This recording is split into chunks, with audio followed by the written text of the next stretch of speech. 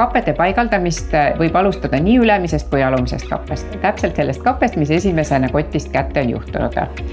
Esmalt pannakse paika esihambad ja siis surutakse paika tagumised hambad. Äravõtmisel tuleb alustada kõigepealt tagumistest hammastest. Võetakse ära kappe tagumise hamba keelepoolselt pinnalt. Ühe näpuga tõmmates tuleb esimene osa kappest lahti, seejärel samalt poolelt võttes 2 näpuga kappest kinni, saab kogu selle kappe suust ära tõmmata. Ja kerget survet tuleks avaldada siis sinnapoole, kus on hammaste pinnale kleebitud nupud, et surudes siis kapet kergelt väljapoole ja allapoole.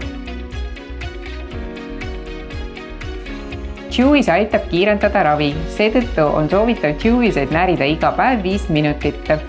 Seda võib teha endale sobival ajahetkel, aga kõige parem on seda teha siis, kui ei ole pika aja jooksul vaja kappesid suust välja võtta, näiteks vahetult enne magama minekut. Chewiese närimist alusta viimasest hambast, suru ühtlaselt igale hambale ja liigu järk-järgult üle esihammaste teise poole viimase hambani.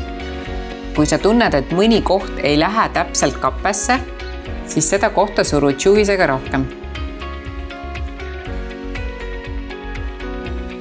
Elastikud on vajalikud selleks, et jõuda kiiremini soovitud lõpptulemuseni. See on üks osa kappedega ravist ja neid tuleks kanda nii, nagu arst on sulle öelnud. Ja enamasti on elastikud oluliselt tõhusamad, kui neid kasutatakse päeval.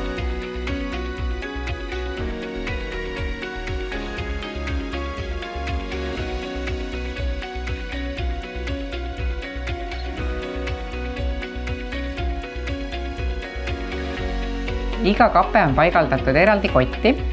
Ühes kotis on ülemine kappe ja alumine kappe ning kappekoti peal on 2 numbrit.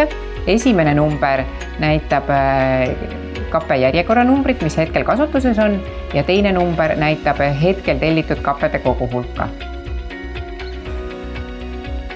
Invisalignil on olemas spetsiaalne äpp, mille kaudu saab tellida endale meeldetuletusi, millal on õige hetk kappet vahetada. Kui on tulnud aeg panna suhu uus kappe, siis seda tuleks teha õhtul.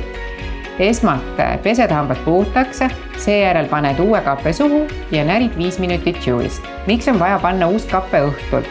Aga sellepärast, et kappe on kõige tõhusam sellel hetkel, kui ta suhu pannakse. Öösel inimene magab ja kõige tugevam kappe saab olla terve öö jooksul suud. Vana kappe pane vana kappekoti tagasi ja hoia igaks juhuks alles.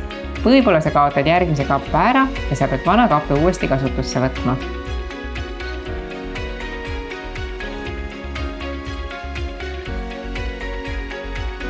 Ikka juhtub, et kapped vahel ära kaovad, aga selleks, et seda ei juhtu, saad sa kappedega kaasa spetsiaalse kaarbi. Selleks, et kui sul on vaja kapet suust ära võtta, saad sa panna nad kindlasse kohta.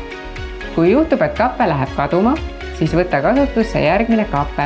Kasuta seda kapet 7 päeva asemel 10 päeva. Ja kui juhtub, et sul ei ole enam uusi kappesid, siis võta kasutusse eelmine kappe.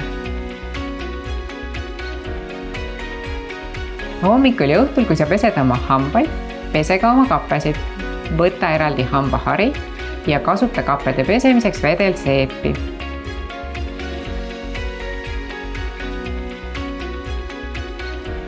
Ära kasuta kappede pesemiseks hambapastat, sellepärast, et hambapasta toimel värvub kappe pruuniks.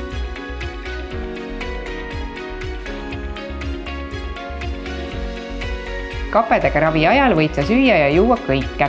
Söömise ja joomise ajaks tuleb kappe eemaldada. Kappe suus võid juua vett, teed ja kohvi ilma suhkru ja piimata. Miks ei tohi süüa kappedega? Aga sellepärast, et happed ja suhkrud jäävad kappe ja hamba vahele ja see soodustab hambaaukude teket. Peale sööki loputa suu ja loputa kapped ning pane kapped suhu tagasi.